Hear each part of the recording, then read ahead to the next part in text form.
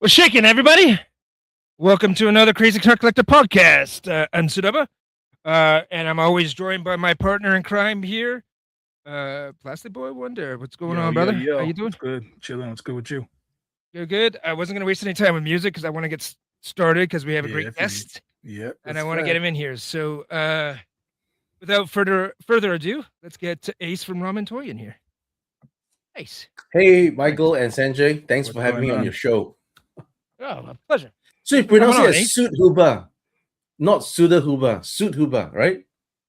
Suda Huber, yeah. Oh, Suda Huber. Okay. I was no, you were right the first time, but everybody just calls me Suda Huber, so it just evolved into that. So it's fine. Well, thank you for joining us. Happy to have you here. You're our first toy manufacturer that we've had on the show, so I'm pretty excited about that. Thank you. Yeah. And you make a lot of projects that I'm very excited about and actually have in my collection. So thank you. Thank you so much.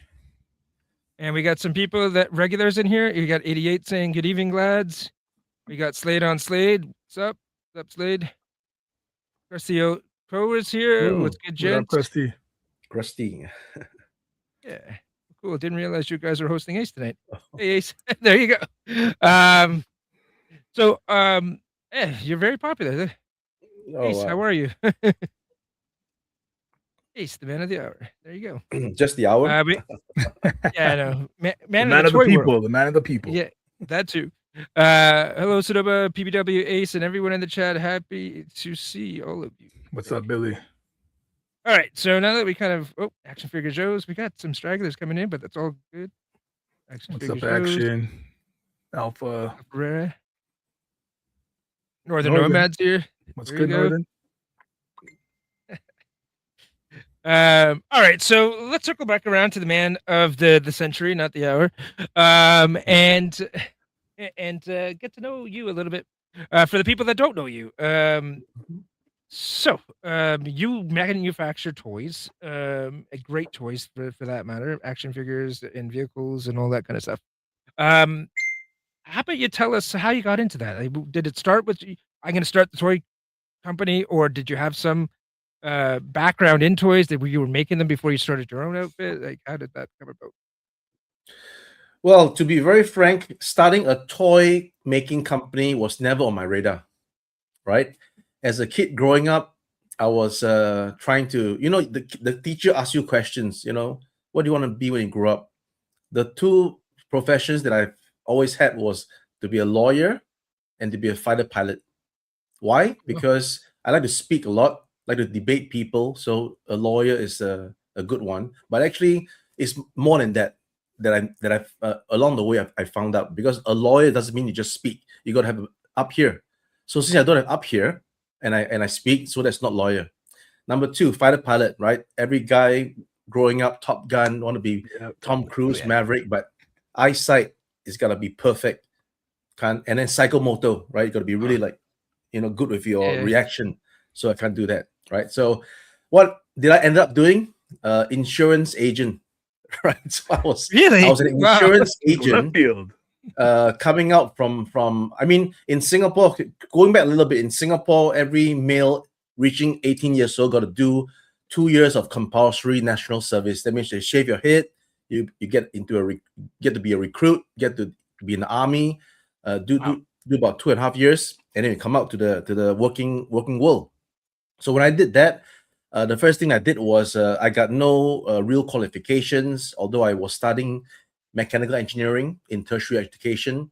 I didn't go to university. Unfortunately, I can't make the cut. So I came out, insurance sales was the first guy that, if you roll back the tapes, the insurance guy was like, oh, wait a minute, you want to be an insurance guy? So I did the test. I got the general insurance certificate, investment link, general insurance, all these things, endowment. I got all the certificates, and I started to, wear a tie, long sleeve. Let's get out there and sell some insurance. I sold zero, nada. Really? Zero. But you're a talker, you said. You should be able to... Exactly. So it's not just means you have a talker, you got to close. Insurance guy and any sales guy, you got to close. The art of the close. That's true. You got to close. You can speak all you want, but if you can't close, you can't get anything. So I was ended up selling all my toys from when I was a kid on eBay, right? eBay spawned in the year 2000. In fact, before that, eBay was already available. So the real pioneers of eBay were like the late 90s. I was only getting in the early 2000s.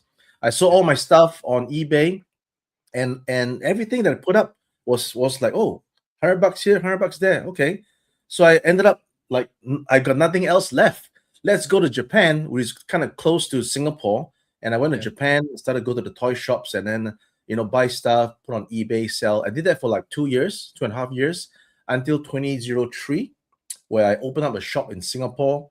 And that's the next move that you learn. Nobody teaches you, oh, you got a shop now, you got overheads, you got rental, you got all these things, and that's a constant, but your sales is not constant. So, in 2 years' time, I was like, oh, wait a minute, I'm not able to sell enough to support the shop. So I closed the shop, went to uprooted, went to Hong Kong, and then through a recommendation from a friend, I was able to meet this guy who was actually having an online toy e-commerce site where I was a merchandiser, right? I said, oh, I know toys, I can select the right toys, so I was a merchandiser. So I did that for a few years. In fact, the few years became 9 years. I was at a company for 9 years. Along the way, they evolved to do licensing. The first project that we did license was the iRobot license. And then following that, Robotech Macross, 12, back then, 200506 Medicom 12-inch figures was like the in thing. So everybody was trying to do from a hot toys, So we did a 12-inch Robotech figure. And then from there, I was just, going to be acquainted with the factory, sent up to mainland China to look at the production. I learned from scratch. In fact, everything that I've done to date has been from scratch, learning more so than an actual lesson in the university or school that taught me how to do it. I never went to business school, and I'm here running the business. I've never done all these things, so everything's all like self-taught along the way. And then fast forward to 2014, I came out on my own because the company that I was working with decided to just head back to the States, wrap things up in Hong Kong, head back to the States. So I was like left with like nothing. So I came out basically doing what it has been doing, but with my own license. So I licensed Age of Extinction with Hasbro Hong Kong, the first of my interaction with licensing myself. Simple stuff like coin banks, figure carabiners, magnets and stuff like that. Very simple novelty stuff. And then I thought, this is not going to work because what's my next license after this? Because it's going to be, and that time was the height of Marvel, Iron Man, and all these things, right? So I was like, okay, I can't afford Marvel, I can't afford all these things. What do I do? So I fell back to aircraft models, which was my hobby as a teenager, right? During 1991, right? Gulf War and stuff like that. You saw the F-14s, F-16s. I was like making models. So I did a brand called Caliber Wings I'm still doing now. So Caliber Wings is a brand of die-cast aircraft scale models. And why did I do that? Because I was looking at the market and I said, oh, you have all these brands making die-cast models, but they are not very accurate. They are pretty darn plain. So I thought I could, inject a bit more accuracy to the industry, and I did that. And soon my first model was pretty much the most popular model in the market because I added the accuracy. So I brought that forward into our action figures because in 2021, COVID happened. I was in mainland China. My guys said, hey, how about that idea you spoke about for making third-party Centurions? Let's do it. Because I guess back then everybody was not doing stuff, right? All businesses were closed, So my friends say, oh, why don't you just start it? So okay, let's do it. So we started with that, and then here we are today, 5 years later, talking to you guys on the podcast. Yeah, nice. Talking to some crazy Canadians. Yeah. Oh yeah. So have you ever thought about, since you're going that way in the model kits? So I didn't know that, so that's great to know. Have you ever thought of like I know third party Gundam style figures are on the horizon. Like people are not only looking at Bandai, they're actually looking at third party. Have you ever thought about that? Because for me as a collector, you saying that, it's my mind just blows up. Like, oh my gosh, I can't imagine a Ace model kit. That shit will look beautiful. Well, then again, I gotta be very frank about the skill set. Yeah. I know what you mean. The people making the third-party Gundam kits are actually surpassing Bandai. Yeah. That's why Bandai is pissed, right? Yeah. Bandai is not pissed because they are doing unlicensed stuff. They are pissed because it's even better than their own stuff. Yeah. You know, it's like, what? Yeah. How can this be, right? Yeah. Anyway, I was just surmising. I have no idea what the real intention of Bandai is, right? I'm sure they don't like unlicensed Gundam stuff as well. But getting back to that, those is a great skill set. Those people making these things are right up there, right? Just like how the third-party Transformers makers are making Transformers way better than what Hasbro and Takara can do. They are way up there. They are like the real collectors who are skilled enough in engineering that are able to make stuff and present it. Because it's one thing to be a fan, right? You can be a fan, but I can't make shit, right? Yeah. It's another thing to be an actual engineer and happen to be a fan. That's the most lethal combination. Yeah. Right. Sure. It's like a superhero, right? He's not only a good guy, he's a good guy with powers. Right? You can really do some damage. Okay, so I think those people are what I call the real experts at what they do. Right? I am just an amateur. I'm an amateur, right? I can't make the best model kits. I can't make the best figures. Those are like in art, quality. I just do what I do, and hopefully there's a market that supports what I do. That's where I always put myself. I'll never get there, and I don't intend to get there, because with great power comes great responsibility. When you are there, every single product is now there. If you fall short, you're gonna get your criticism and your haters and all these things. So I don't want to be in that position. I don't want to be. That's a position that I don't want to be in. So on your question, not really intention to make model kits, but we'll carry on making what we're doing. Yep. Nice. So just to get back to the start chats here, you have fans, right? I just want to say, Ace, you're very talented and you make really good toys. Thank you. I really honestly, okay. Don't be too humble, Ace. You make great stuff. No, I appreciate all these comments, but actually, where's my talent? Because I can't sculpt, I can't draw. I'm just giving directions to people. That's a talent. though. That's a talent. Not a lot of people know how to do that, man. A lot of people. Steve Jobs is an excellent architect of that, right? So he wasn't great at programming or doing everything, but he was the idea guy. He was the guy that could point people in the right direction and give direction for the whole company. You're the glue. So absolutely, Thank you. Ramen Toy wouldn't be anything without you. And plus, you're the face of the company too. So on the marketing side of things, like it's pretty amazing. And you got Block Fu, which is always helpful. Oh. I didn't play that. I was gonna play that meme, and then I saw 3POA last night. I'm just like, I won't. Yeah, it's enough. It's only used once a year. All right, so let's. Yeah. So I didn't play it. I was going to. I had it loaded. I didn't do it to you. Yeah, I don't want it to be like a Celine Dion, right? Because the Titanic song was supposed to be a great song, but everybody hates it now. It's overplayed, right? Oh yeah, big time. Absolutely. And then we have more kudos for you. Honestly, probably the best 112 vehicles available. Thank you. That's a fact. That's true. Ace, I love my 3030. My son Huxley plays with it all the time. That figure, very durable. Happy to with that purchase. Thank you for making it with love and care. Thank you.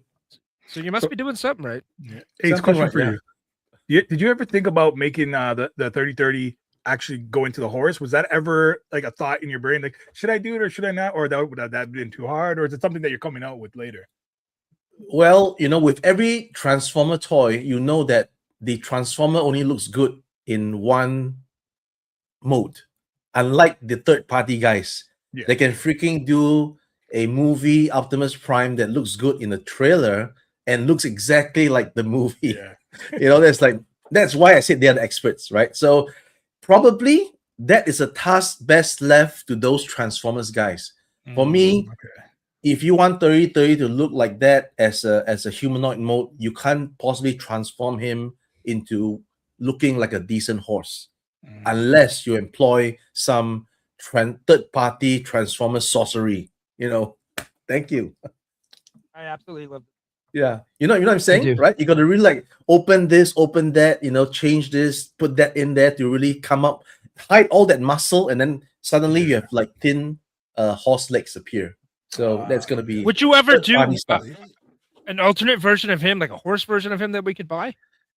That is in the plans, right? Oh, That's in nice. the plans. A static horse mode with the rider. So that's in the plans. But of course, I'm revealing it now to you guys because that's in the plans. That's nothing to hide. Hey, Yeah. Well, thank you. exclusive. I seriously, I would prefer that better. I like this. I wouldn't want to mess with the aesthetic of it. He's perfect. So a separate horse that I could swap out and have him in horse mode it's preferred for me. Maybe everybody else is not the same, but absolutely, I prefer it that way. And of course, it's kudos to the sculptor that makes that figure possible. Yeah. Yeah, absolutely, right? So where should I lead this? Actually, I have one question. I'm just curious. If there's one IP that you could get a hold of, and make your kind of your dream figure for you, not even just for the fans, what would it be? Yeah, I've answered this question a few times. It's Motu Masters, 80s is, eh? version, Yeah. not anything else, not the 2000X and stuff like that, but the exact vintage He-Man.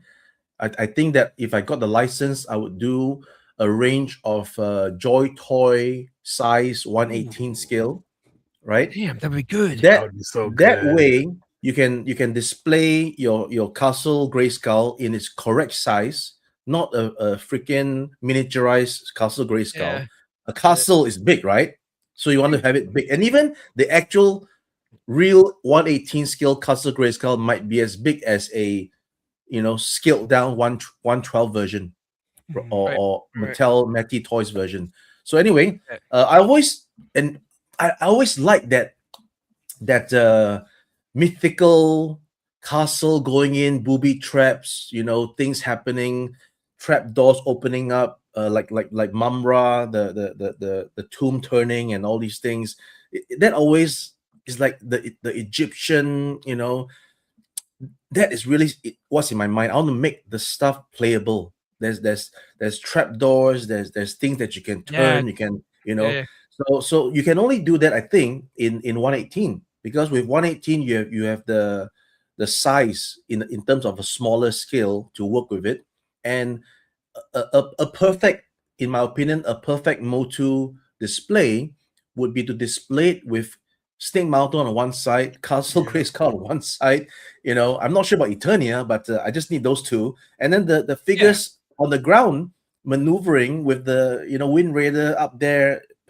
So that if you had it in Masterverse size, it's like, whoa, you're gonna need 2 rooms or 3, but in 118 you can probably fit it into 1 room. So yeah, that would be amazing. That would be so that would be nice. awesome. Yeah, I hope you get the license one day, because that would be phenomenal. we can always hope.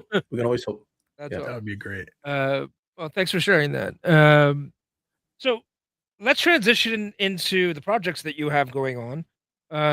What's the one project that you're most excited about? I know the one that I'm most excited about, and we'll get to that, but what's the one that you're most excited about personally? Well, I'm actually most excited at doing the 112 scale F-14. Yeah, because I love the F-14. In fact, my first model from Caliber Wings is the F-14. And I think I've set the bar for myself such that if I made a lesser F-14, I'll be hammered, right? So this F-14 has got to be at least decent enough for the size, because the bigger you go, the more details there are, right? The smaller you are, sure, you can leave out many details, but if you're going 112, you better have the details, man. But then again, I have to have a disclaimer that this model will not have as much details as the rivet counters will be aiming for. because I really can't devote so much time to sculpt every single thing like that.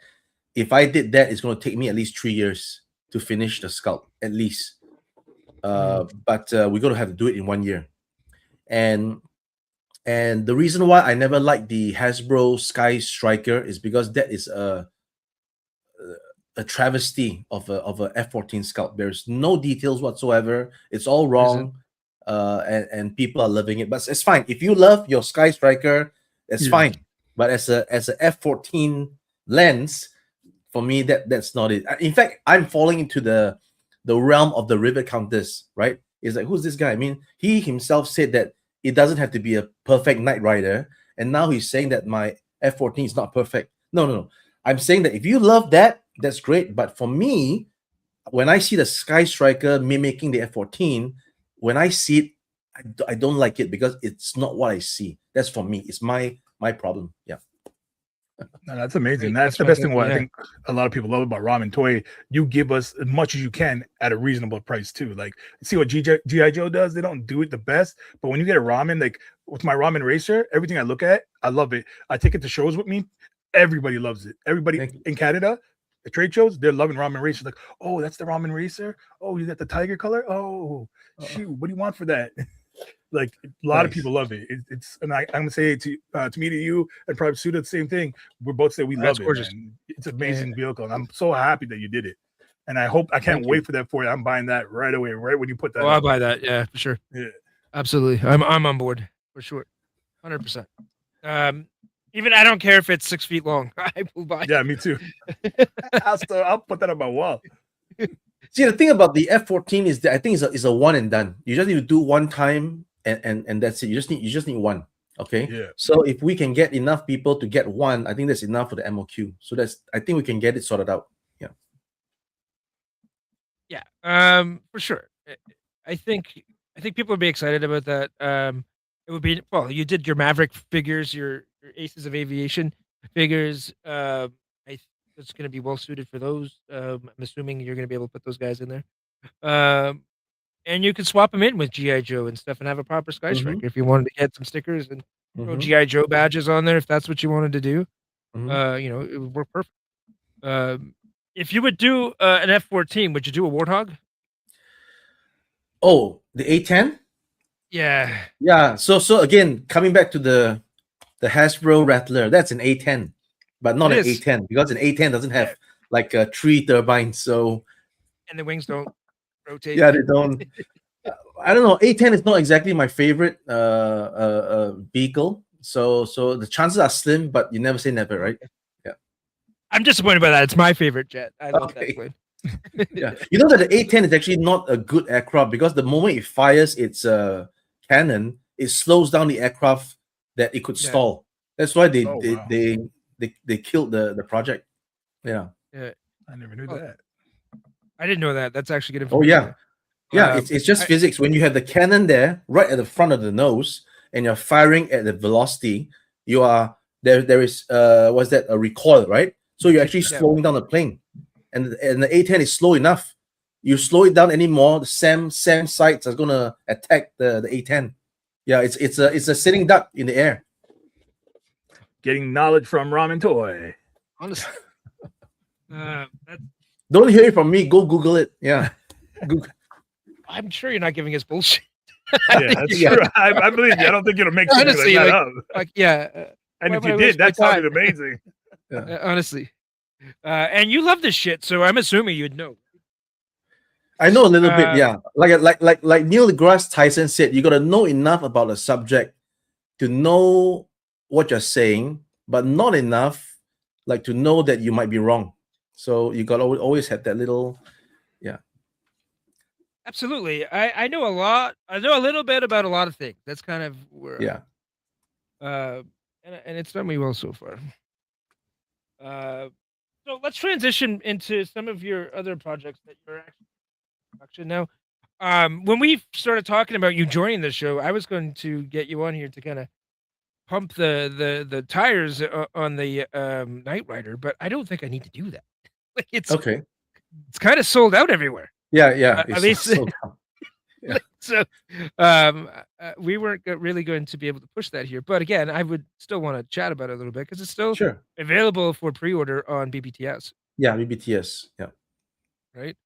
So, how did this project come to be? I know you've probably talked about this 1,000 times, but just for our Mhm. viewers, Yeah. um, Yeah. So this project came out as an immediate second item after the Ramen Racer, right? So once we did the Ramen Racer, the folks were saying, let's just do Knight Rider. I was actually teasing the shell of this Knight Rider I 3 years remember that. ago, I think. Right? Go back and check. There was a little like neon green plastic I was holding in my hand, and I said, "Too soon? Is it too soon to announce it?" You know. So that was the exact. This is the second model after Ramen Racer that we embarked on, and of course, back then it was supposed to be third party, and then we went to licensing expo in 24. We already had a gray model, and we thought that, hey, we were a little bit afraid that if this was not licensed, and if it gets to the ports, the authorities can actually seize the goods. So Oh, that no. means we'll be in a precarious position whereby we send out products to our customers. Never mind the C&D. You can C&D, but if you can carry on making the product, you send it out. And then what if the what's the term for those? It's not immigration. It is the Border service. customs, right? Yeah. Customs. Yeah. If they have the right to say this product is not licensed, we're going to seize it. And imagine if all my customers did not receive their product, and I got to refund the money plus I got no item, I'll be destroyed. So I say let's just Right. license it. Let's try to license it. So we brought it to Licensing Expo in 24, where I met with the agent for Universal to license this. And I got all the receipts on my WhatsApp, which I can share privately, right? So it says that, in a nutshell, it says, oh yeah, it's good. Send us the proposal, etc., etc., looking good. And then after that, and that, mind you, that was in May of 24. And then after that, there was some crickets, right? June, July, August, and I said, oh, let's send him another message in August. What's up with any updates? Oh no, it doesn't look good. That's not gonna happen. Oh. And then we just basically like hit the brake. Was just not even hitting the brake. We just stopped, stand still. Time stood still. All right, and then we sort of put it on hold, on hiatus, until, of course, we met Factory Entertainment last year in SDCC. Not this year, last year. So in fact, the Knight Rider was already at SDCC last year, but behind the curtains, right? It was never showed out. It was there last year, and they Wow. showed it to Universal to get the approval. And once there was a go ahead, we immediately ramped up production in terms of the gray prototype that we had. We immediately ramped it up to the full black and everything. So, but then again, in between that, of course, we had the Tommy 110 project, right? The crowdfund. And if you look at the Tommy 110 project crowdfund, they actually declared the timeline.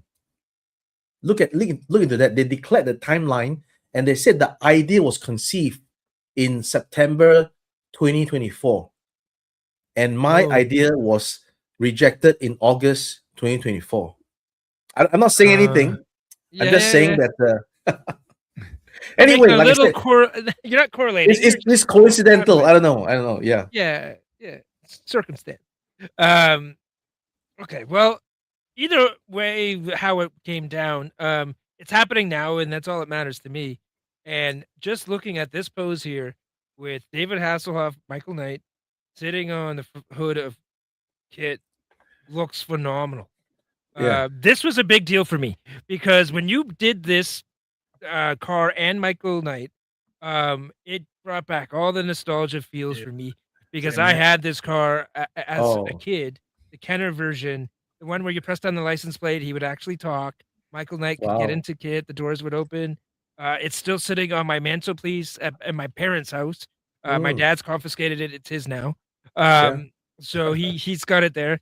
The only thing that I didn't like about it, it actually wrote Night 2000 on the doors, which was kind of annoying.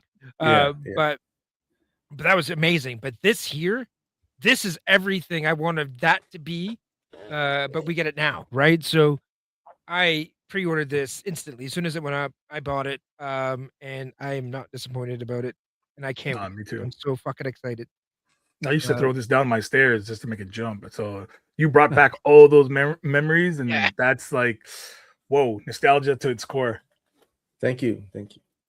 Yeah, no, and it's so good. Like, and you got this chest there in there. Oh, it's phenomenal. The price was $350 when it was still in stock. It's sold out now, but yeah, Mhm. the early bird you save $50, Yeah. which is always amazing. For those out there right now who want to buy it, if you go on BBTS, it's still there. Yep. Still there. Yeah, so you can still have an opportunity to buy it Don't if you sleep want on to. it. Yeah, do Don't not sleep. sleep on it. Because I 'Cause, guarantee you, people are gonna want this.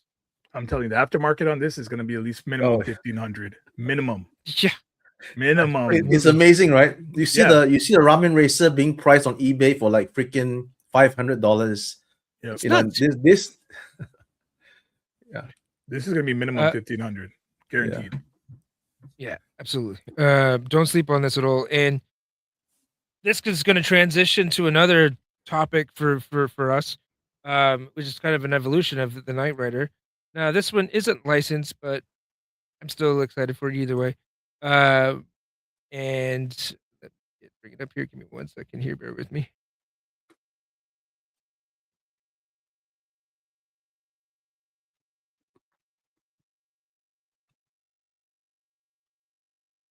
So,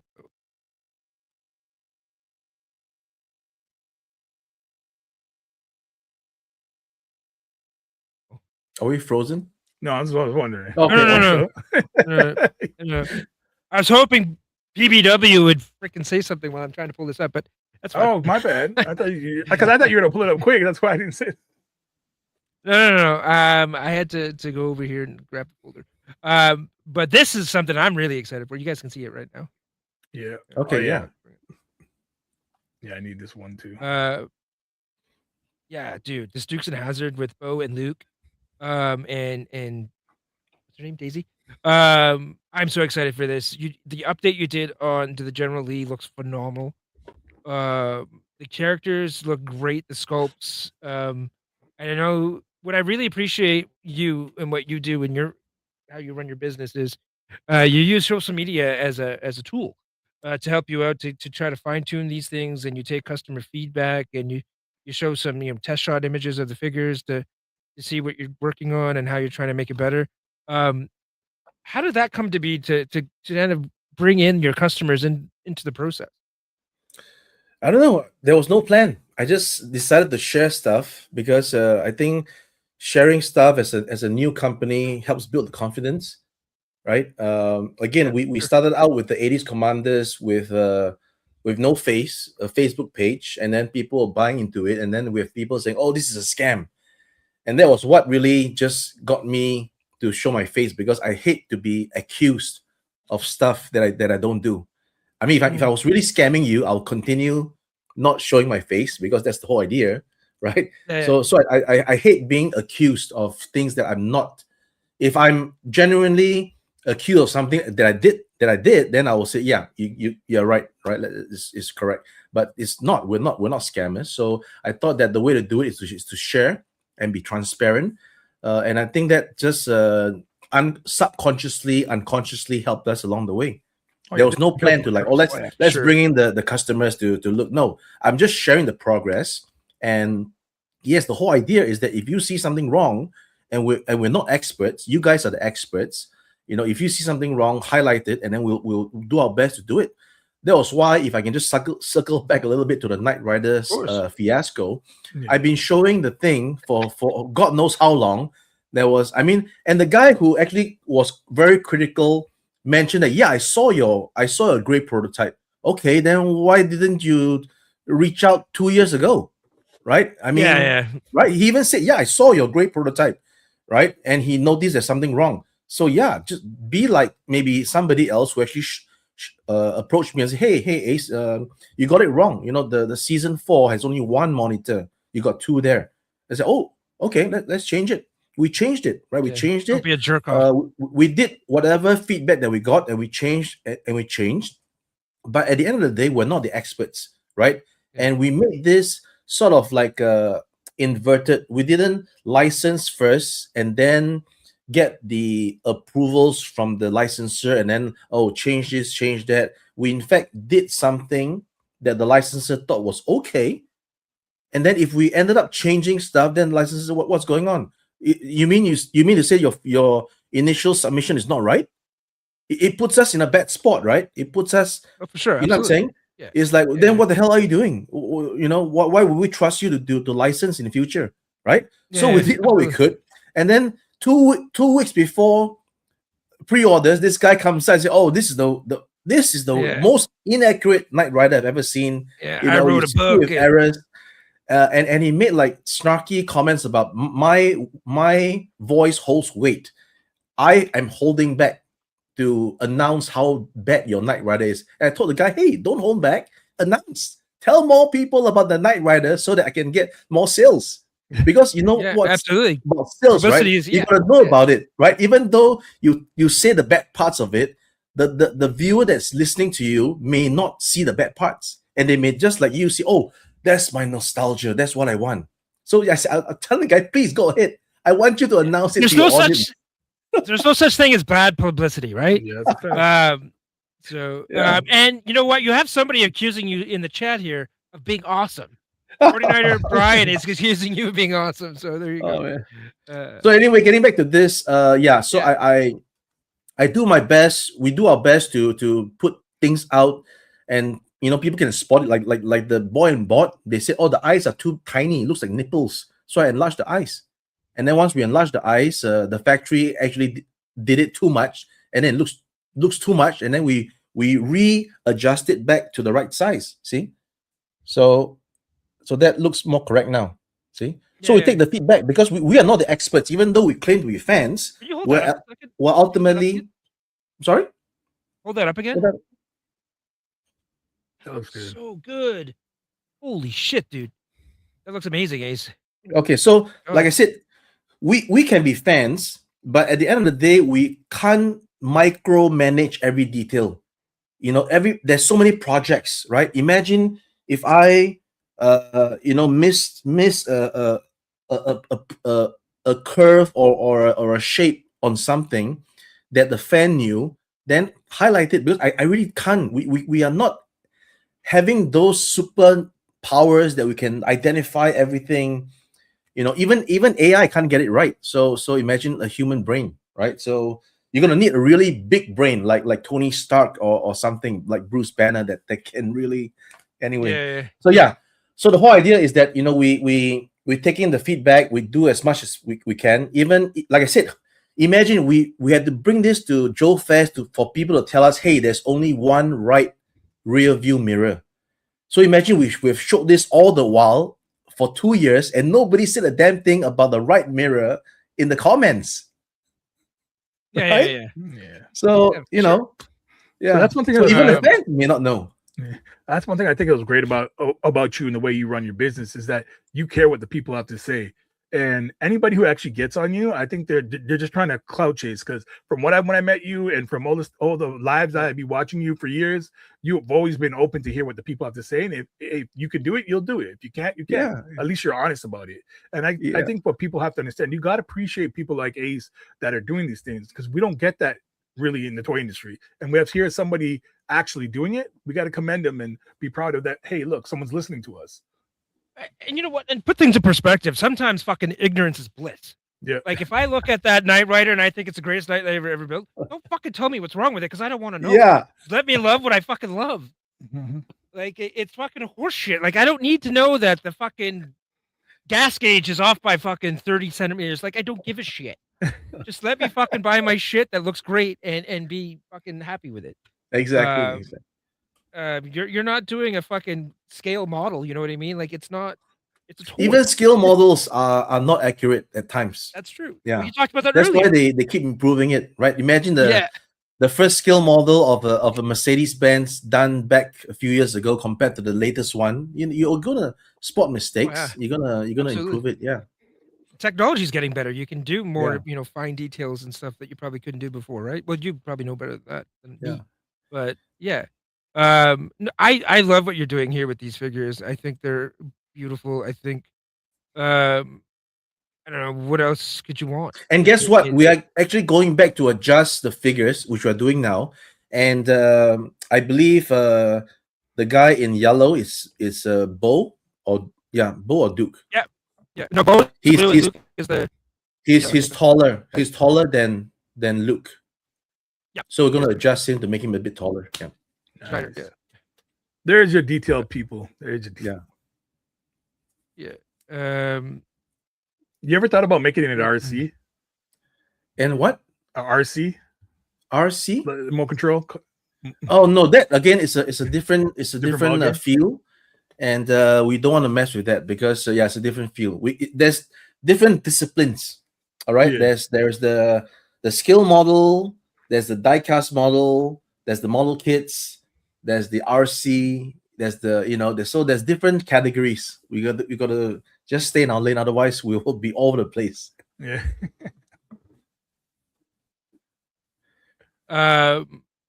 Yeah. So, what's the timeline on the Duke's Boys and Daisy and the General Lee? When do you expect that? All right. So in Joe Fest, we thought that we were pretty much good to go until we heard about the right rear view, the right side mirror not being in existence. So we got to go back to actually fill up the hole and also make sure that the tooling has a part that fits to cover the hole that holds the right mirror. So there were some adjustments there. At the same time, there was an engine that was not ready, which I've already showed you guys in the previous live stream a night ago. So at the point of time, we were also pretty much excited to try to get it to pre-order soon, but because we had to do the engine, we had to revise Daisy's certain sculpting proportions, and also to revise certain things with the good old boys. So we thought that we would just take the time, come back from Joe Fest, revise it, and then now we'll be able to take the pictures at the end of this month and then have it for pre-orders in September. Yeah. September, nice. Yeah, that's looking great, man. Yeah, so you're gonna bring up the I'm the ass a little bit more. It's already brought up. I will show it in the next week or so. Yeah, you guys will see the revision. Awesome. One thing that I'm really excited for, because it is by far my favorite line that you're doing, is Tex Hex. Oh yeah, that's gonna be nice. That looks absolutely beautiful. I got the Brave Star. I have it here. He's great. Yeah. So my hat falls off a little bit, but that's on. Yeah, the hat tolerance will improve next time because we do recognize that. We didn't realize that a hat must stay on so tight, So yeah. A little bit of sticky tack goes in there. I just dropped mine. Yes, a bit of sticky tack. That's the trick. Yeah. It's a minor grape. That's a perfect figure. I fucking love it. And so my question for you is that now that we're gonna get Tex Hex, are you gonna go a little bit deeper in the line, or are we? Oh, by the way, let me give you a quick fix to the hat situation. Put the hat in warm water, take it out, squeeze it a little bit to the side, drop it into ice cold water, let it fix, and then try it on again. It should fix your problem. Yeah. Oh, nice. Awesome. Yeah. I'll try to try that out. This Tex Hex head sculpt is phenomenal. Yeah, that looks I know this is just a render, but it's a 3D model, so it's like the actual thing. Yeah, it's not like. So this is what it's gonna look like when you're gonna make. Oh, yeah. So excited. We're gonna apply like the real toning to the face to make it look like that. Wow. That's why you didn't see it at the Joe Fest version, because that version the paint was too thick, so it was a little bit covering up the details. Yeah, this is a bit too thick. That's why I took the picture with the head down, so there's more shadow. You see, sometimes you got to just present it in a way to avoid unnecessary comments until they serve. Right? You hold the comments until the food is served. Right? Yeah, absolutely, for sure. Right? Yeah. Don't complain about something being undercooked until it's cooked. Yeah. So with this figure, the updates that you've done with the little jacket and stuff, it's just got enough of the toon feel, but the upgrade to make it bring it into Yeah, like modern era, and right? that is the secret sauce, right? To make 80s nostalgia modern with retro artistic taste. So Yeah, yeah, is that thing that I can't explain. Why did I choose a bit metallic? Why did I choose that lime green? That olive green. So that's the color makes it everything. Yeah, and yeah, that is yeah, what yeah. and that's a discipline that I got from actually making scale models, because in F14 and F16 they're all grays, but they are different grays. So many grays, 50 shades of grays. Yeah. Seriously, no pun intended. Yeah, Yeah, yeah. yeah. That looks No, amazing, that though. It looks great. it does. It does. Will we get so are we gonna get the bad guys are the ones that I want. I want Uh-huh. Scuzz, I want Sandstorm, Cactus Head, like Vipera. Any chances that we'll get those down the road? Yeah, we're definitely gonna carry on, and with Okay. some luck, it might progress beyond being a third party. Oh, That's what I can say Oh, for wow. now. Yeah. okay, yeah, fair enough. Another exclusive, people. Honestly. But I can show you that we are developing the his right. Oh, Oh, right. that looks amazing. That looks so good. Yeah. Can you just start garnishing my wages, Ace? Just take whatever you want, and you just Hold send me on. the toy. You need to see this. Hold on. Just give me one more second here. Let's see. Yeah, there we go. So that's the size comparison. Oh, perfect. Oh, absolutely perfect. All right. Oh, thank you, Ace. Crowd's pumped, man. They're Yeah, all everybody in the chat's pumped about that. Ace. yeah. What's the timeline on that? Well, we're gonna get the outlaw out first, and then subsequently we will show the next year. Yeah, next year. Next year. I love the fact that also you got the slender proportions because he should be slender, right? Yeah, it is. Yeah, yeah. Yeah, it looks so good. I'm so excited for this figure. I can't wait. Now this is all the other stuff, but here we are. This See, is what you that was just the showed. nipples. That was Yeah. initially two. You can sort of. I'm not sure you can do the screen, but you can see that initially that was too small. Oop, is it focusing? Oop, Oh, hold on. what am I doing here? See, you can see the difference between Oh, yeah. Oh yeah, this size and that size, right? It's a bit different. for sure. Yeah, see, that's too small. Yeah. Now this is the true scale, right? The smaller version of the Makina. Oh, I mean, we actually did a few iterations, right? If you go back an entire year, we showed off the boy and bot, and well, I'm not gonna do that right now, but back in the Yeah, day, the bot was much bigger, and we thought that we did this size as long as it's shorter than Matt's Hawking, it should be okay.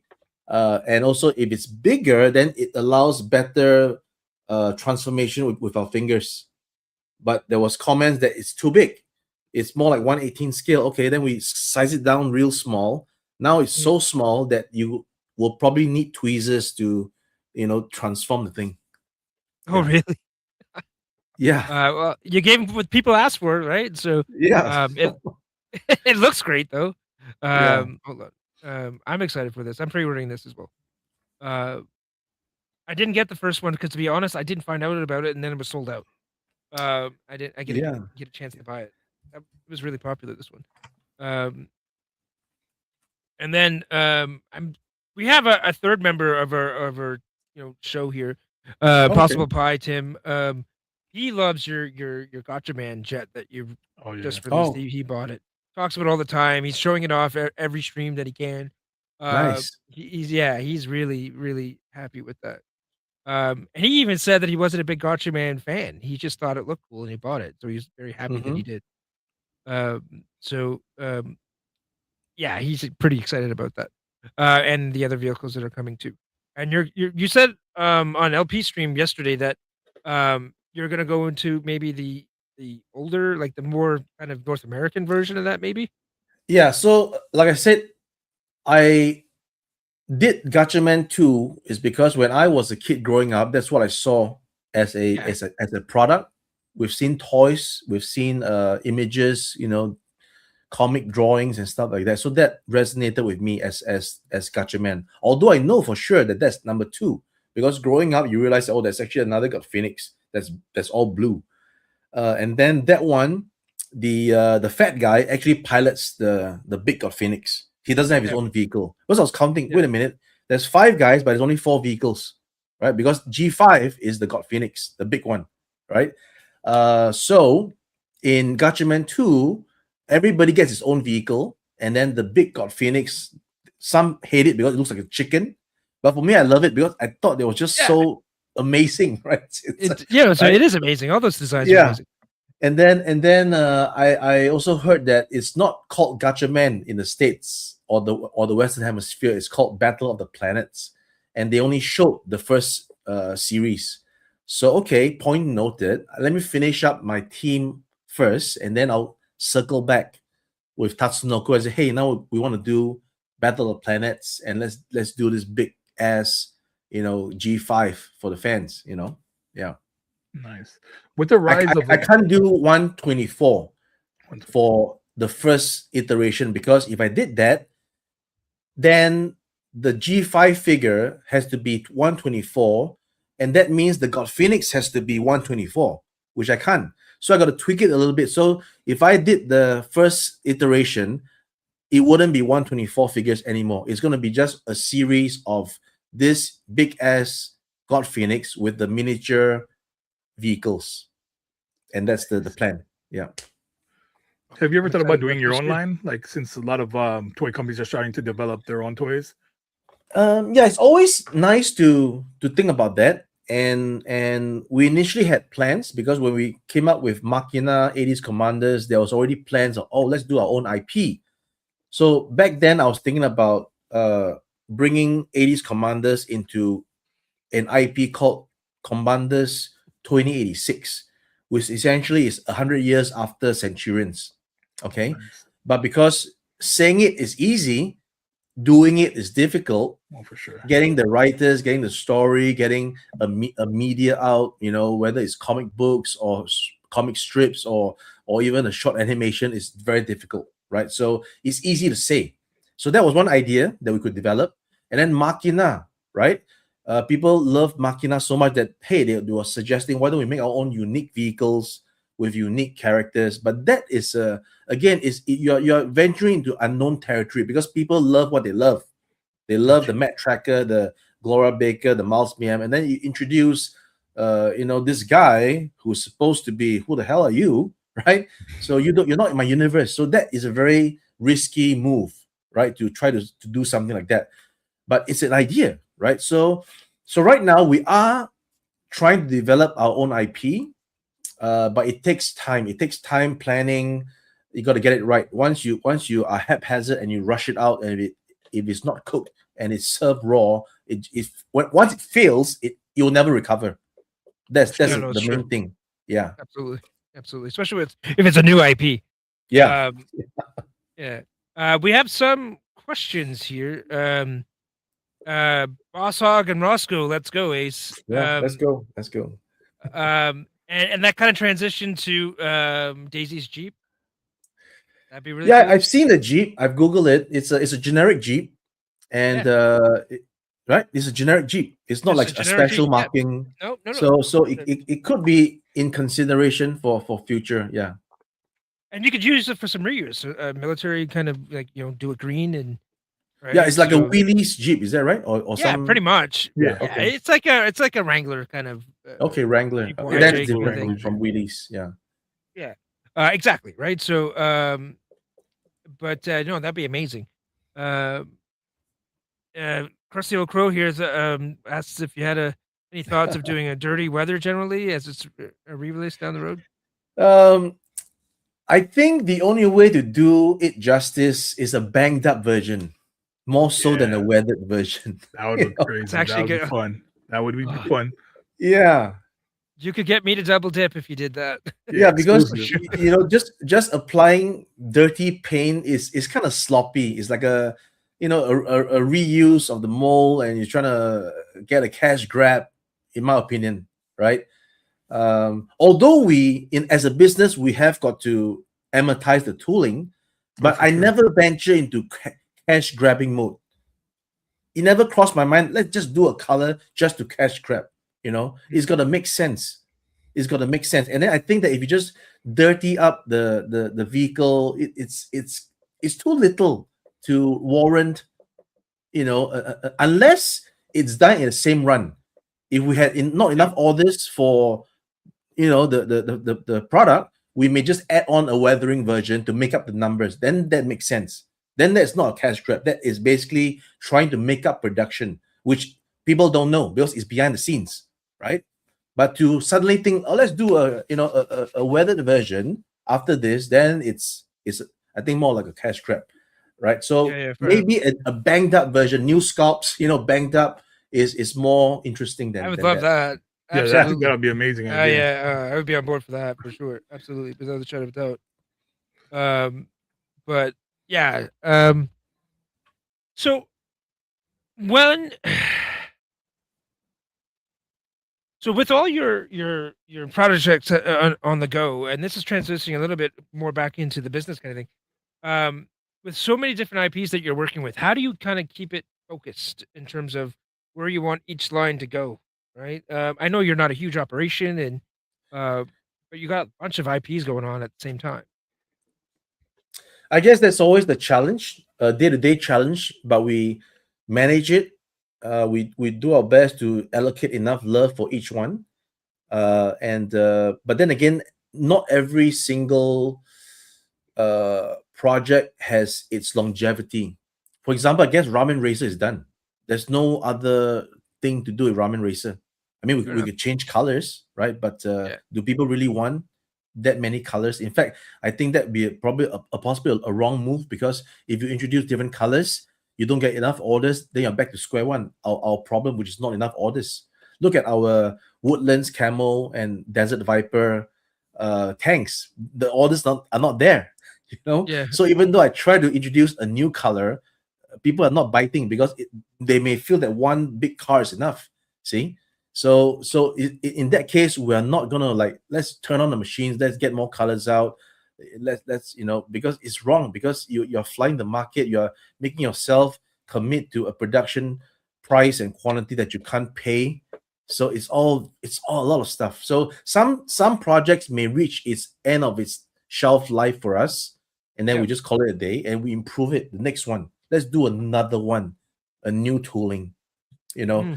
I think new tooling is always like it's a very scary word, but The big guys in fact, especially. I think the market now requires new tooling. In fact, if you reference back to plastic model kits, the moment we see, as a plastic modeler, when we see new tooling, we get excited. Sure. We otherwise it's the same thing. They have the same Hasegawa F14 run over and over again with new decals, with a new box art, but it's the same damn thing. As a modeler, you see new tooling, and that's what I think the action figure market needs: new tooling, right? And you have heard the complaints of collectors saying, "Oh, Hasbro is reusing again. Oh, they are reusing this tooling, reusing that tooling," which I think maybe from a business standpoint is great that I can reuse my tooling. I don't have to add more money. I can keep getting new money. That's a great business idea, right? But I think for collectors who are much more critical of what they see, that you need to show them new. The moment you show them the same old thing, is like, oh, what the hell? That's what I think. Yeah, that makes sense. Here's a good point here. I would rather have a ratchet model component damaged vehicle as a wreck car as cool as being swappable parts as being better. So there's something maybe you could switch it up a little bit. Maybe have swappable fenders and things like that to have damaged vehicles. It might be a little bit too ambitious, maybe, of kind of a project to do, but Cool concept. Yep. Crusty old If you think Crow about it. agrees that he would like a swappable feature. Um, Or maybe so even I don't know.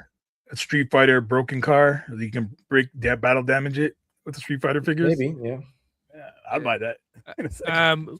Would Ramen Racer continue on with other vehicles in terms of like an old Mustang or Camaro, or you think it's just there's nothing famous Yeah, enough to be able to do it? we are actively looking at the next 112 vehicle, and again, once we look into that, we want to see where the licensing component comes into play. Licensing expo, by the way, it's licensing expo. So, There you go. so yeah, we are trying to license it. So let's see what's the next vehicle that gives us that licensing ability coupled with the product to present to you guys. So our other of our trio here, Impossible Pie, Ace, Blue Thunder. Yes, I've been hearing it. Okay, we will look into it after Airwolf. So we'll look into it. Yeah. Are you familiar with what Blue Thunder was? I've seen the model kits because as a modeler, you've seen the Revel or Monogram model kits of Blue Thunder. So Yeah, even though we don't really see the TV show, I saw the kit as a kit, at the model store back in the day. So I'm aware of the existence of this vehicle, but I may not know the lore and the intricacies of it. Yeah. It's a souped up stealthy military helicopter. That's all it is.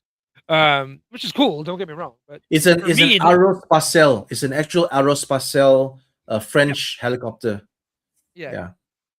For me, this is what I want. I want Big Trouble in Little China figures. That's what I want. So that's an IP you should chase. I think you can make some great toys with that. Oh wow!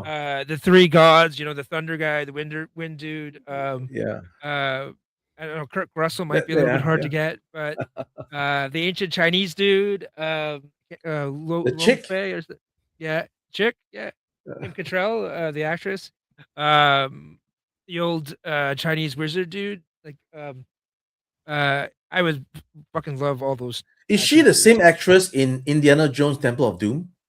No, or different? Different. She's the same actress. Actually, funny enough, she was in Sex and the City. She was the slutty girl in Sex and the City. Yeah. And what else? She was in Mannequin. I don't know if you remember that movie from back in the 80s. But yeah, Porky's, which is a Canadian movie. She's Canadian. Okay. Yeah. The best people are from Canada. I like Jim Carrey, Keanu Reeves, yourselves. Thank you. We have a great question from Alpha here. It says, "Hi, Aids. When can we expect an expansion pack for the Super Musk?" So we are already working on the next level. So I'll give you guys more details, I guess, at the end of the year in my live stream. Yeah. Nice. I wanted to pre-order that, but the shipping to Canada was so expensive. Yeah. I had to right now we're trying to work with local US companies to bring in our stuff in mass so that the shipping to you guys might be lesser. But then again, it's a internal issue because to ship one diorama is $50. To combine, let's say 100 diorama over there, it's also about $50. Believe it or not, because it's just the way logistics work. I don't know why.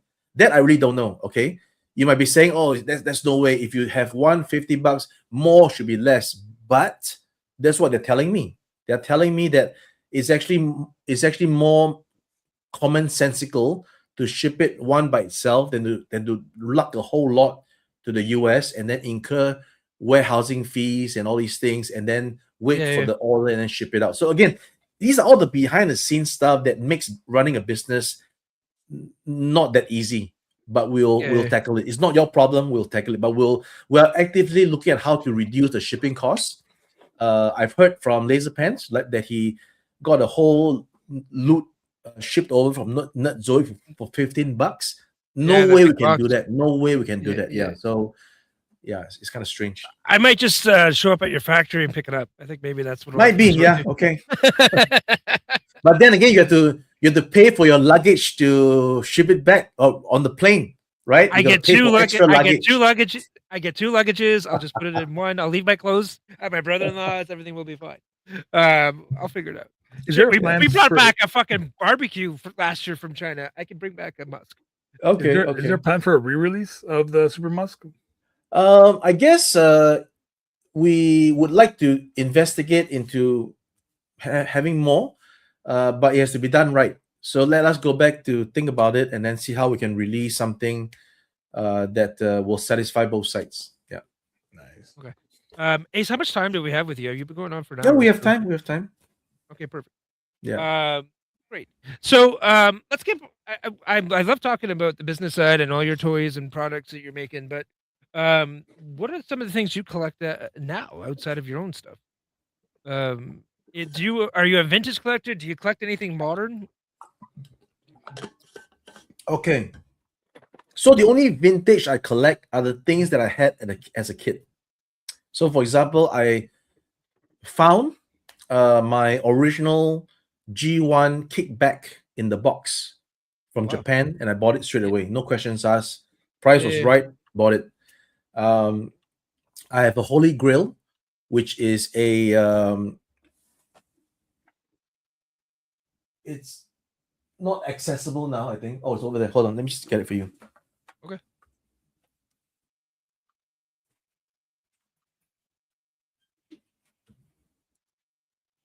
Billy, I'm not sure if it is, to be honest. Kaka. It's funny that the Canadian flags always show up as Kaka. Okay, so this is my Holy Grail. DC. This is a Kabaya kit, right? It's a Oh, I Kabaya remember you gum showing kit. this off before. Yeah. Yeah, Kabaya gum kit. And Oh, it's it's a still Holy Grail sealed. because wow. back as a kid we could not. My mom couldn't afford me a transformer because transformers are always very expensive. The only transformer I got as a kid was actually Kickback because Kickback is a very cheap transformer, as you know, right? The Decepticons are cheap. They're the cheapest ones in the box. Yes, there are cheaper ones on blister cards, but that didn't interest me. I wanted a transformer in the box, so Kickback was the only one that we picked up. We couldn't even afford the cars, right? So let alone Optimus Prime. So what happened was I was in the supermarket, and then they had Optimus Prime in this box, right? I searched for number one. And that's him. And I said, "Mom, let me get this." And she said, "No, it's too expensive." And it was because for a gum kit back then it was $5 for a gum kit. And I was so sad that I had to put this back. Sorry? What year was this? Billy wants to know. I believe that I don't know, but I think it should be the year that Transformers came out. So 1986. 84, right? Yeah. Yeah. I mean, back then they always do things according to the timeline. If they wouldn't do this like 2 years after or 2 years before. So when they had this, it was the year that it came out. So license trademark of Hasbro and Bradley, Hasbro Bradley. See, so wow. So I was so sad that I had to put this back. But of course, how many years later? In 2014. So I guess maybe 30 odd years later, or 20 something odd years later. Damn. Do the math. I finally found this on Yahoo Japan, and I bid it for it. I made sure I had to get it, so I got this for $250 US. Wow. Oh, and that's wow, still dude. sealed too. And it's still sealed.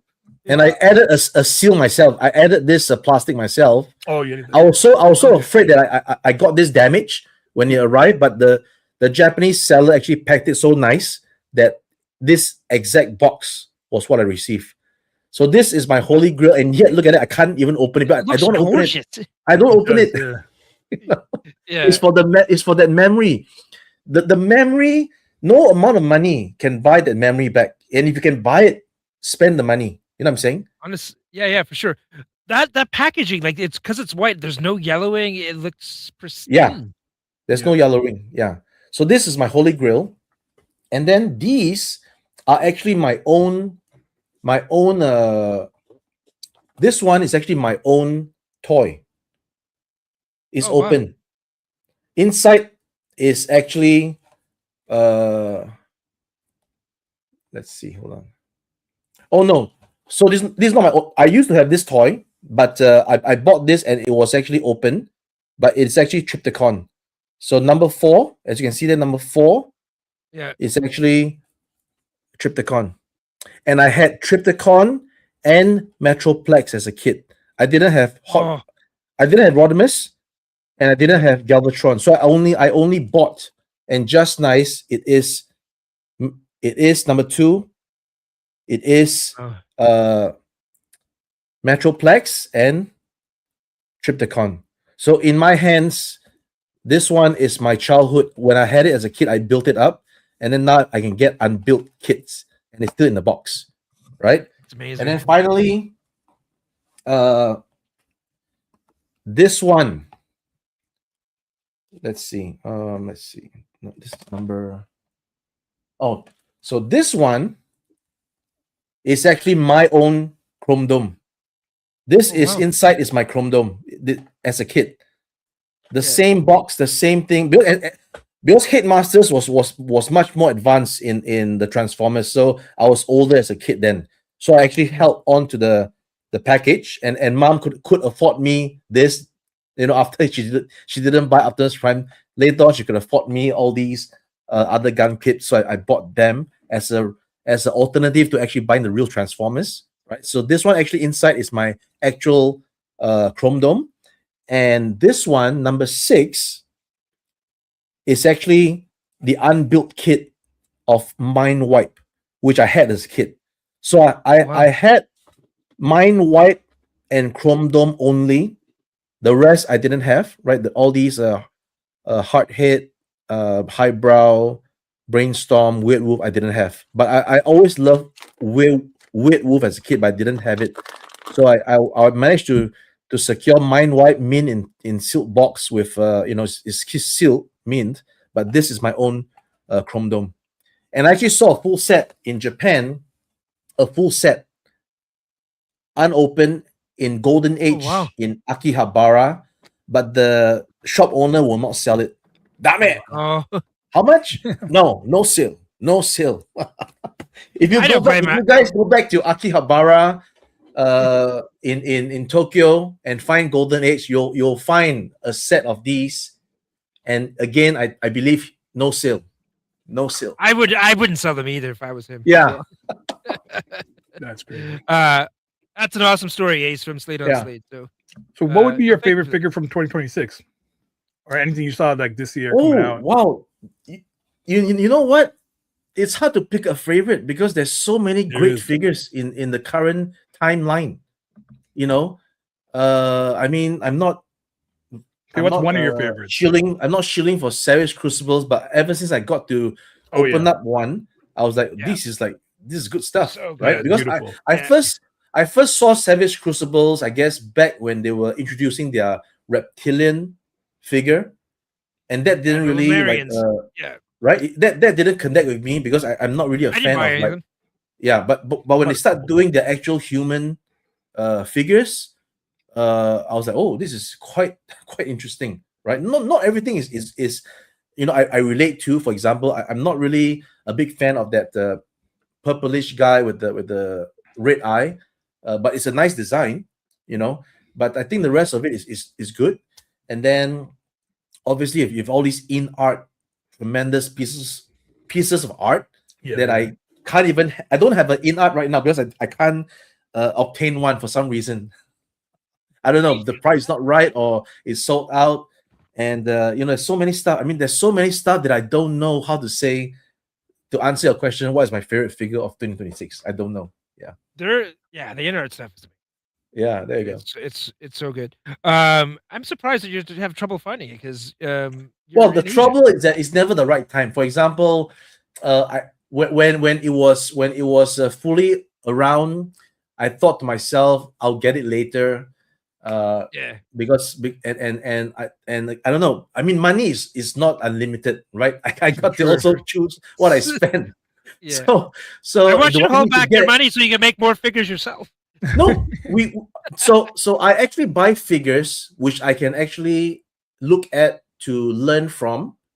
That was going to be No, my next no, question. no hiding that fact. I buy figures to learn from these figures, so I'm learning from other companies what they do, and I felt that there was no need for me to learn from in-art because I'm not going to reach that level. I'm not going to do an in-art, so I Most people won't. there was, you know what I'm saying. So there was no rush for me to get it, to try to get it in my hands, because for that purpose I need to spend the money so that I can learn from stuff. So I'm getting the Savage Crucibles. I'm getting even some Mattel stuff is fantastic. So I'm getting all these figures that I felt I need to learn from them. That's why I'm getting for the current stuff. So I Is don't there collect the current. Yeah. is there a particular engineering that you've handled recently that you're like, oh, I want to get this into my line?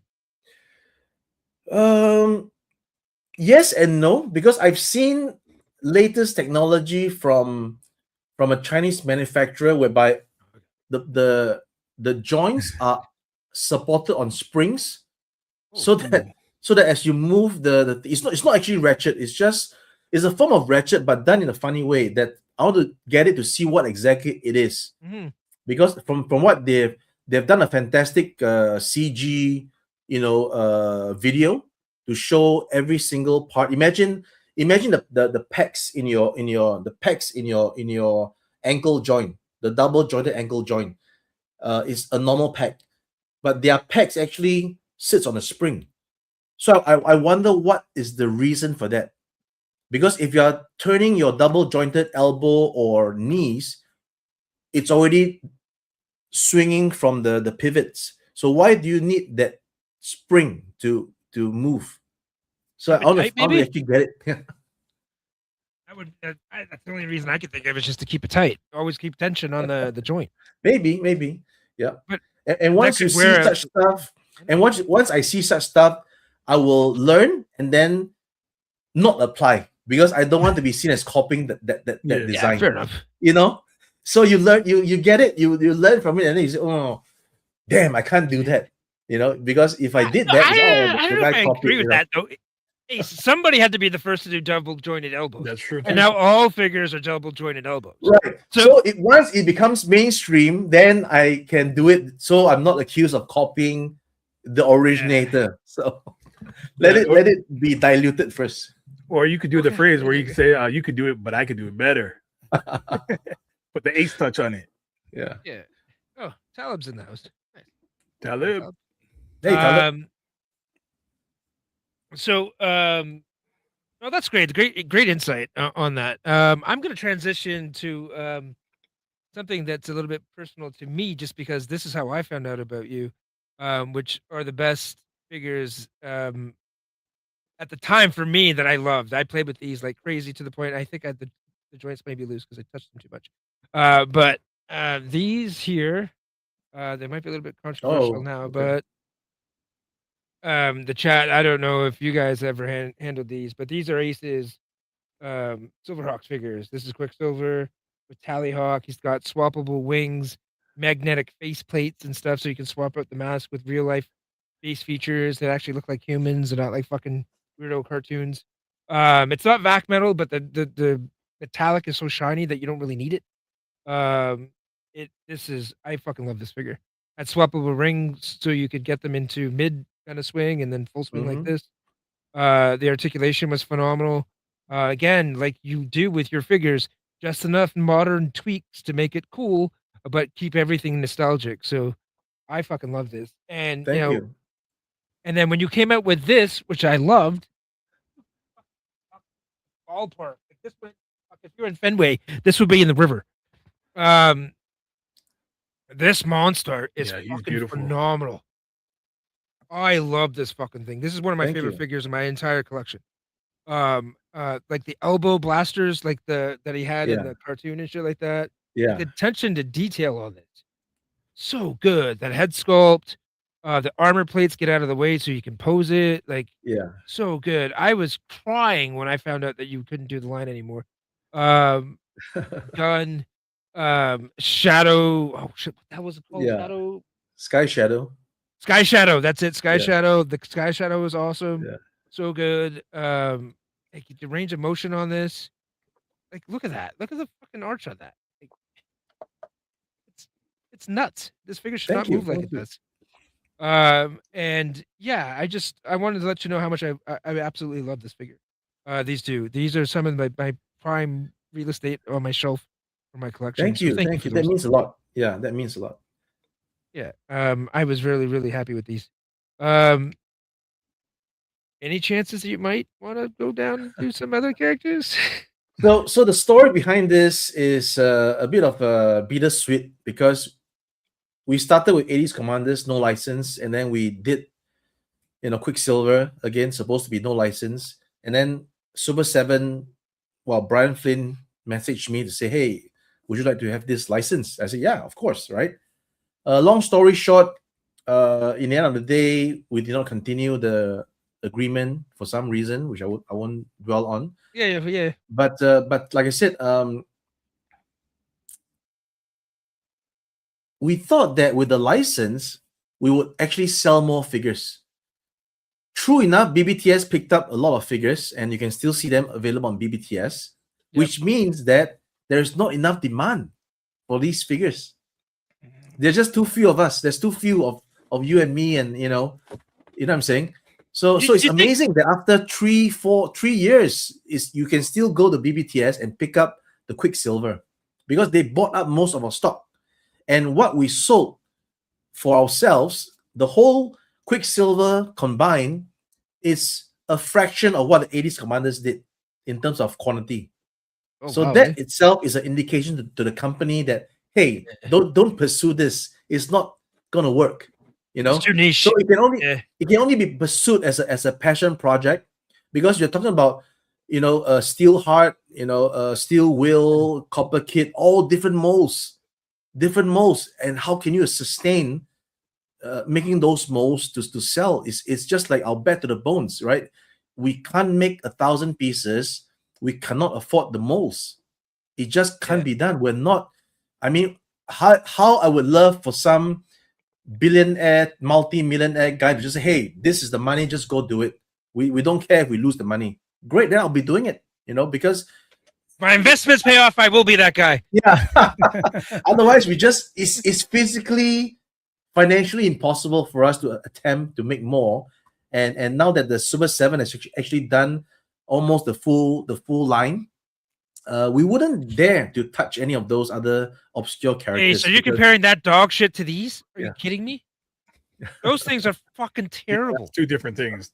Way too Honestly, you seen the face sculpts on those? Oh, I wouldn't. I love Silverhawks, and this is why I bought these.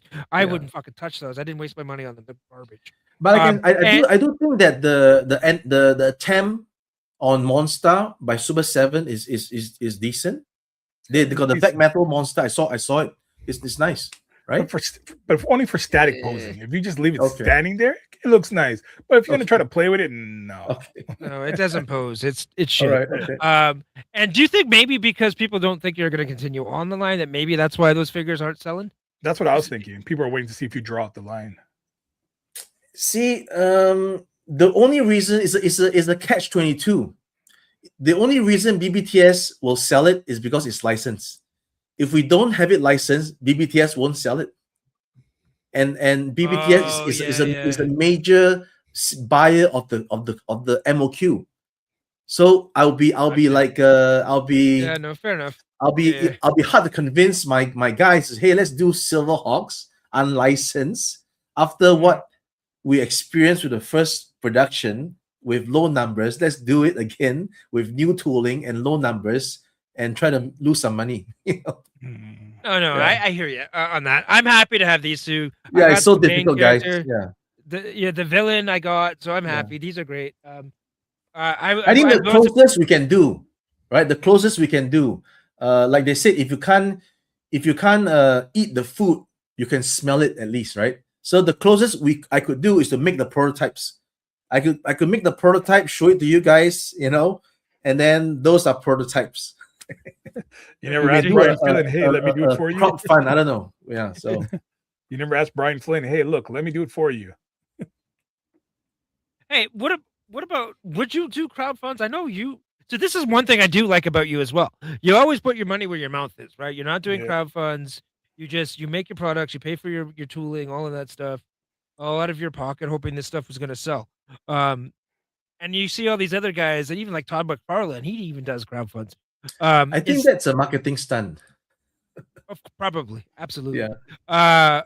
But is that something that you ever thought about doing, or if it just doesn't agree with you, why haven't you gone down that road? See, in a sense, we have done like crowdfunds. Ramen Racer was actually crowdfunded in subconsciously, right? We said that this is the Ramen Racer pre-order now, and we got the pre-orders. Yeah. Right? It's Yeah, so I'm not denying, critics out there. Oh no, she's done all the pre-order. Yeah, we've done. Our business model is that we do the pre-orders, which is a crowdfund, which we are confident of getting the pre-orders to match to meet the MOQ, and then we start production. So this has been successful for much of our projects, except for a few. For example, the Centurion John Thunder pre-orders were not there. We had to cancel it, right? Yep.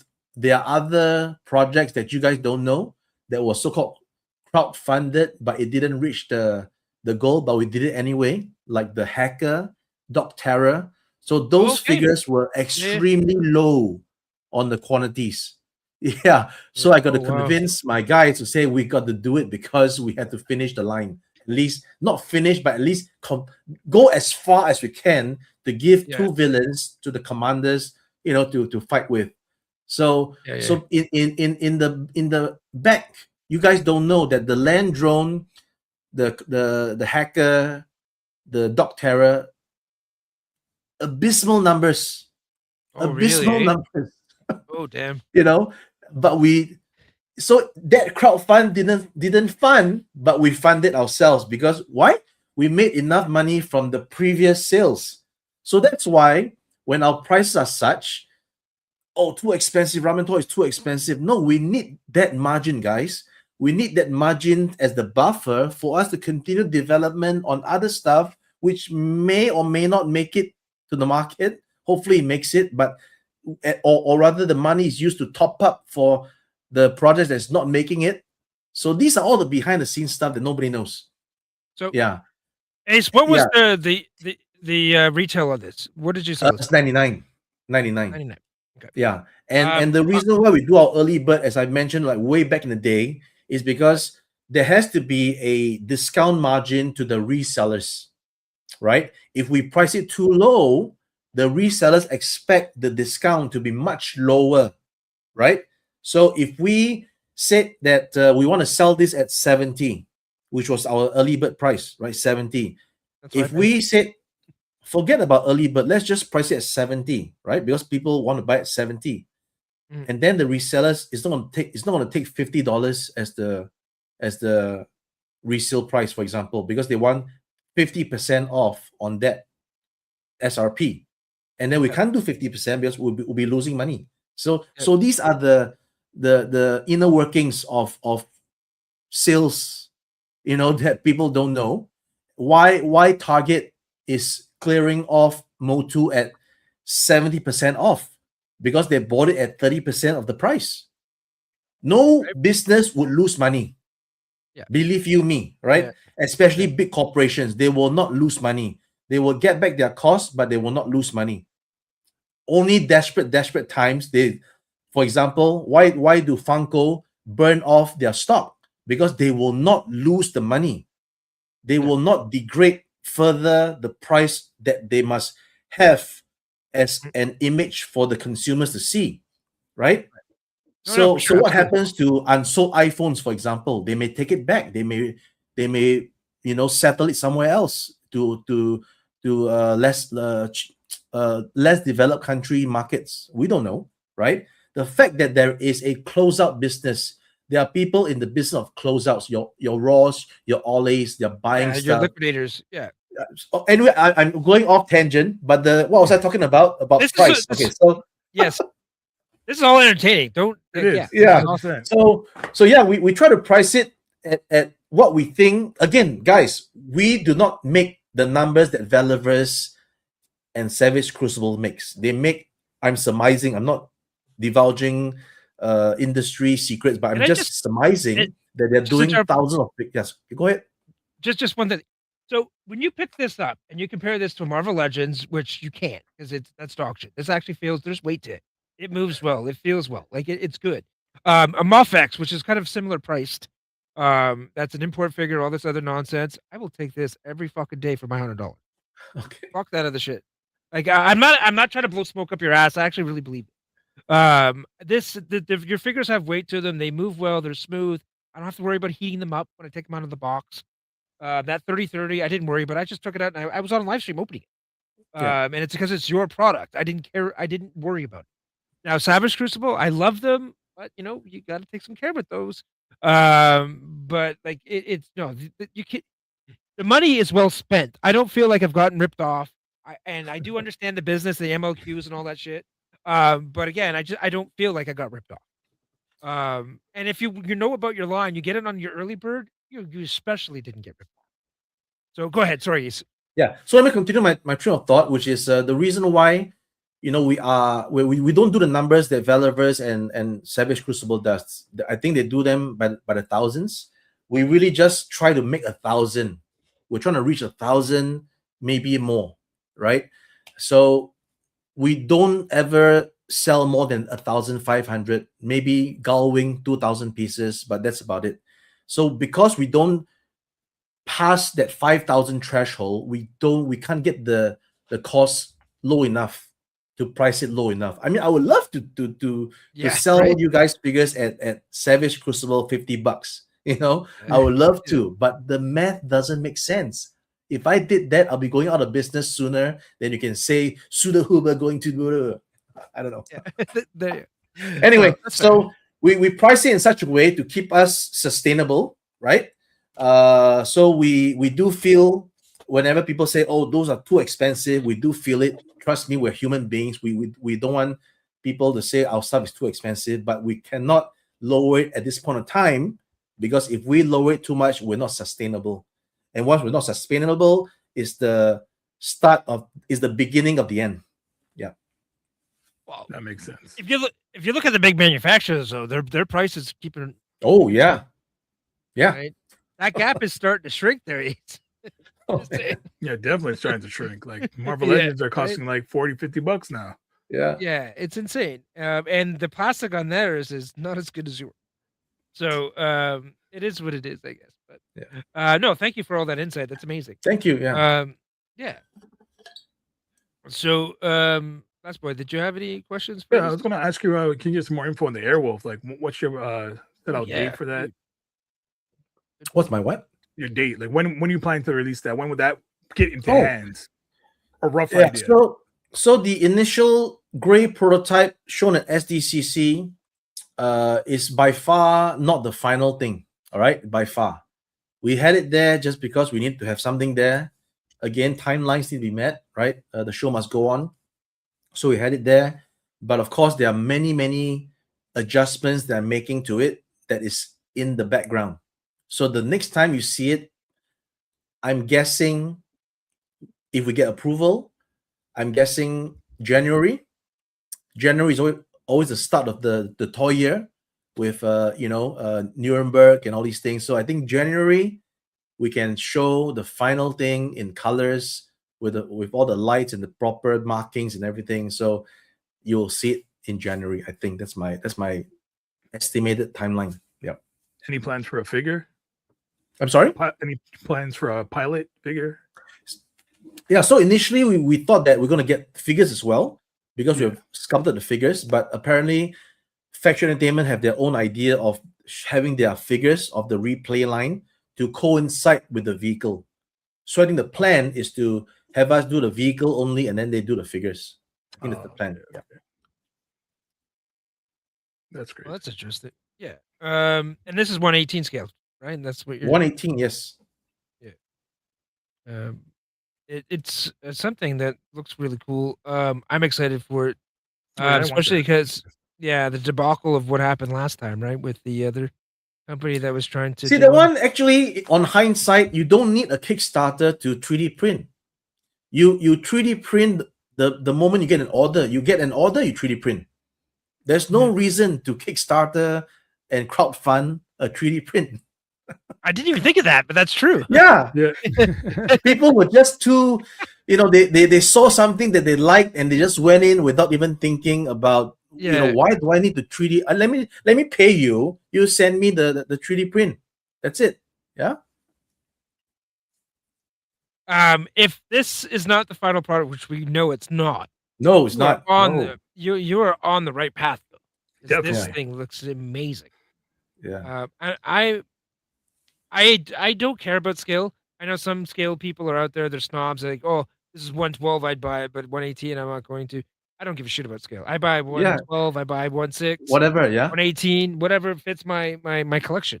Yeah. If this is Exactly. how I get it, Airwolf, I'm gonna grab it. Like look at all the computer screens on the inside of that. Like, dude, that's Yes. so good. I'm pumped for this. Is there gonna be any lights on the outside? Because helicopters, they have those little tiny lights so you can see them. Yes. Navigation lights. We'll have Yeah. those. Yeah. Nice. This is gonna be a beautiful piece, man. It's already looking amazing already. As Pi says, the Lord scale. The Lord scale. Any developments to share on Well, the I Wolverine? answered you, Krusty. Yeah.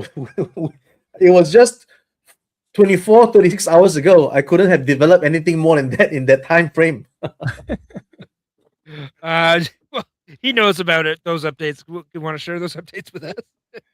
Well, the updates was, I met Krusty at Joe Fest, and he made some good points about the barrel lacking a breech, right? That means when you look at it inside, it's a solid block. So where are you going to put in your rounds? So it's a good point.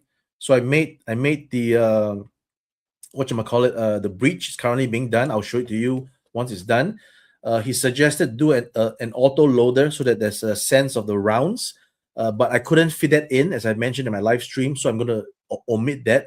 But I did have the round ejector, so the little circle is now on a hinge, and you can take a picture with the round ejecting out if you so choose, but there's no real mechanics inside to suggest how the rounds being fired will be ejected out. That's just a little bit too much for our little toy. So, That's fine. Yeah.